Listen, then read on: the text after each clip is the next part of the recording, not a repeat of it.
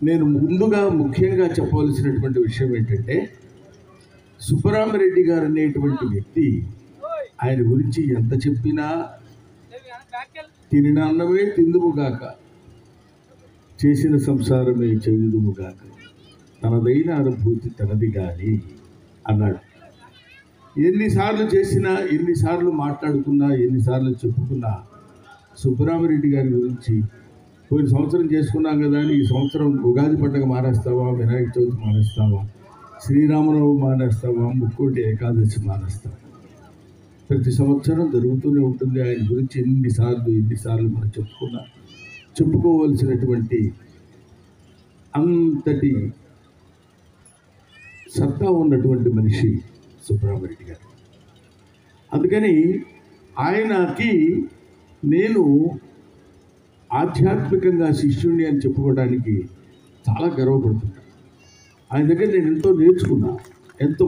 ఇందాక ఆయన చెప్పారు, అదొక నిలువెత్తు ఈశ్వరార్చన కళాసురుడు ఆయన.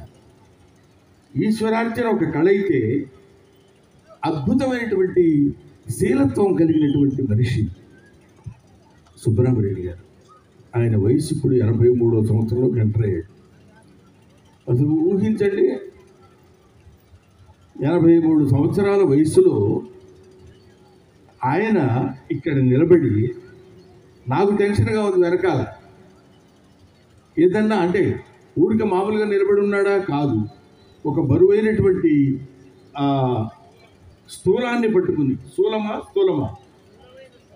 స్థూలమైన శూలాన్ని ధరించి నిలబడి, ఆ కంఠం ఏమిటండి! ఇప్పుడు జనరల్గా 80 ఏళ్ళ వాళ్ళు ఎలా మాట్లాడతారంటే, ఈరోజు ఇక్కడికి వచ్చినటువంటి మహానుభావులందరికీ నేను చాలా సంతోషం. నాకు ఇప్పుడు ఒక విషయం అంతా మనకి చెప్పాలి అంటారు. అటువంటి వయసులో ఉన్నటువంటి వ్యక్తుల్ని, దాన్ని వయస్సు అది మన శక్తి కాదు, వయస్సు భగవంతుడు ప్రసాదించినటువంటి శక్తి, వయసు భగవంతుడు ప్రసాదించేటువంటి వరం. సాధారణంగా మనం వయసు పైబడిపోతుందండి, మనం ఏం చేయగలం, మనం ఏం మాట్లాడగలం అని మనం అనుకుంటాం. వయసు పైబడే కొద్దీ వయసుని లెక్క చేయకుండా ఈ కార్యక్రమం నిర్వహించాలనుకోవడమే చాలా గొప్ప విషయం. అటువంటి మహనీయుడు నిర్వహించినటువంటి ఈ బృహత్తర కార్యక్రమానికి నేను బహుశా నాకు తెలిసి 20 సంవత్సరాలు పైబడి ప్రతి కార్యక్రమానికి ప్రతి సంవత్సరం నేను వస్తూనే ఉన్నాను. ఇక్కడ ఉన్నటువంటి వాళ్ళు ప్రభు వెక్కిన పల్లకి కాదో ఇది మూసిన బొయ్యిలెవరని మేడం గారు, ధర్మారావు గారు, ఎంకే రాము గారు, అడుగోమా సతీష్, వీళ్ళందరూ ఉన్నారు. వీళ్ళు అప్పట్లో చాలా యంగ్గా ఉన్నవాళ్ళు కూడా ఇప్పుడు అదొక టైప్లో కనపడుతున్నారు ఇక్కడ. కాబట్టి వీళ్ళందరూ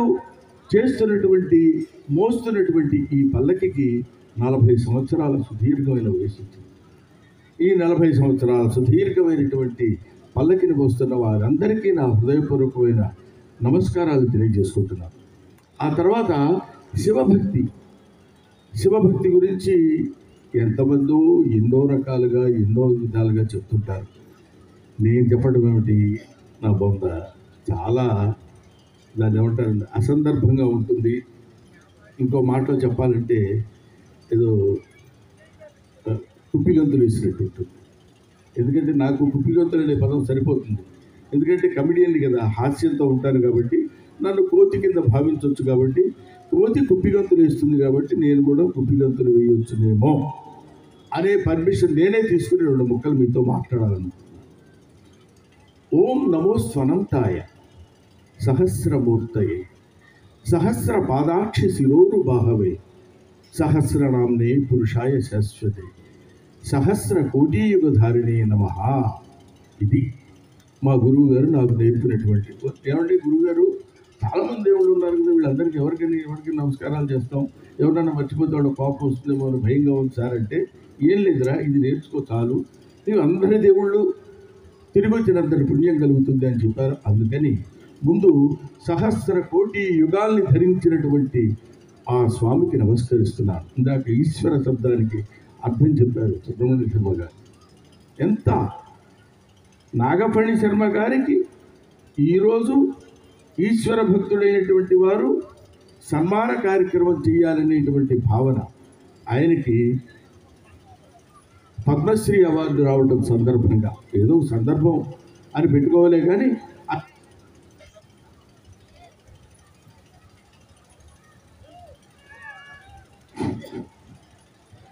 హలో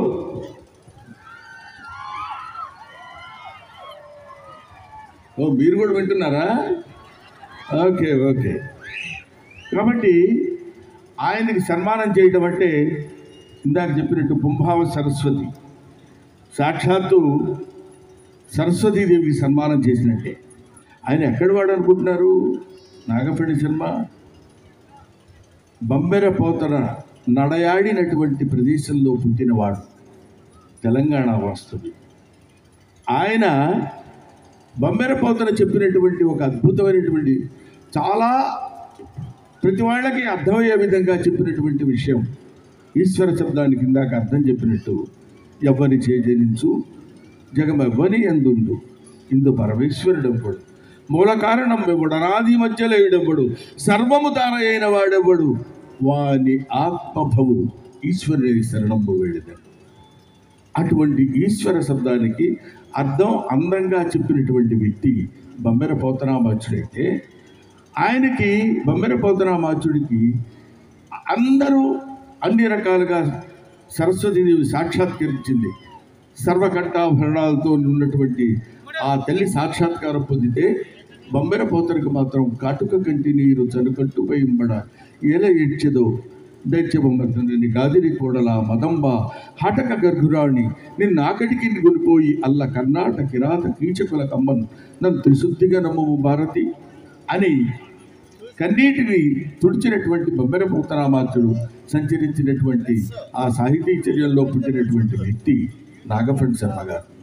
ఈయన ఏం చేశాడంటే, ఎన్నో రకాలైనటువంటి ఆభరణాలు, ఎన్నో రకాలైనటువంటి నవరత్న ఖచ్చితమైనటువంటి ఆభరణాలను సరస్వతీదేవికి ఆపాదించి అలంకరించి మురిసిపోయినటువంటి మహా కవుల్లో, మహా సాహితీ ఉద్దండుల్లో ఒకడైనటువంటి వాడు నాగఫణి శర్మ గారు. అష్టావధానం ఒకటి గుర్తుపెట్టుకోవడమే కష్టం, ఇందా చెప్పినట్టు.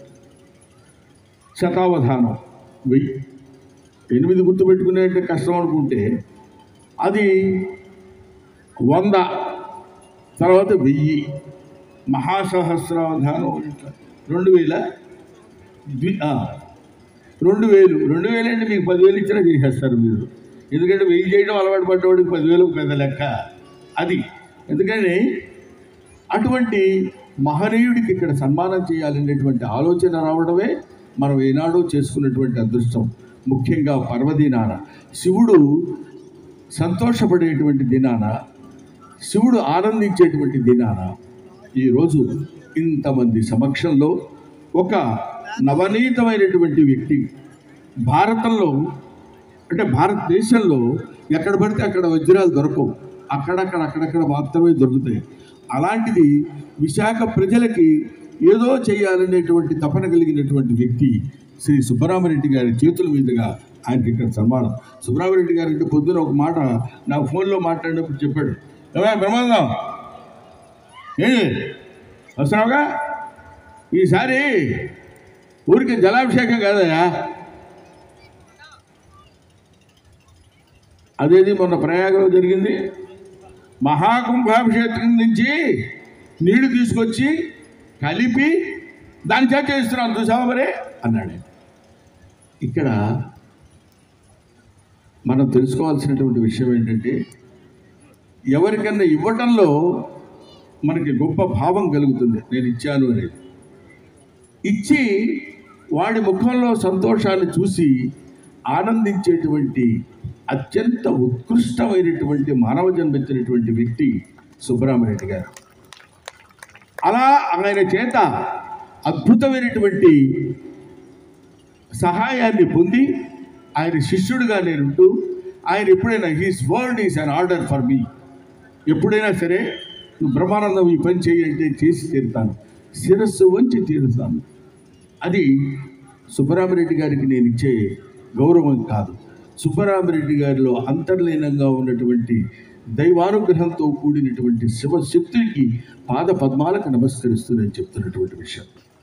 అటువంటి మహానుభావుడు సుబ్బరామిరెడ్డి గారు.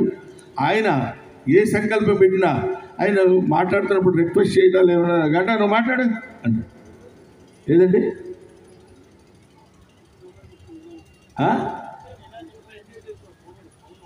పవర్ నేను చెప్పేది ఏముందండి. ఇప్పుడు వాళ్ళు విన్నారు, వీళ్ళు విన్నారు, మీరు చదివారు, అది మళ్ళీ నన్ను చదవమంటే నేను కాసేపు చదివి పడిపోతాను కింద. ఎందుకు ఇట్లాంటివన్నీ మనకు అనవసరమైన విషయాలు. కాబట్టి అద్భుతమైనటువంటి శక్తి సంపన్నుడు. శారీరకమైన శక్తి ఇందాక చెప్పాను కదండి మీకు, శారీరకమైన శక్తి అది ఆయనది కాదు, భగవత్ సంకల్పమైనటువంటి శక్తి. 83 కాదు 93 వచ్చినా ఇలాగే నిలబడతాడు. ఇలాగే ఆయన ఈశ్వర శక్తిని అందరికీ పంచిపెడతాడు. డిస్ట్రిబ్యూషన్ ఏ కళ్ళలో అయితే దయాగుణం కనిపిస్తుందో ఆ కళ్ళు కలిగిన ప్రతి వ్యక్తి అందగాడే అని చెప్పినటువంటి మహానుభావుడు శ్రీ సుబ్బరామిరెడ్డి గారు. Thank you very much sir, thanks a lot. మీ అందరి సహనాన్ని నేను పరీక్షించినందుకు మార్కులు లేకపోతే ఏ పోయారు కానీ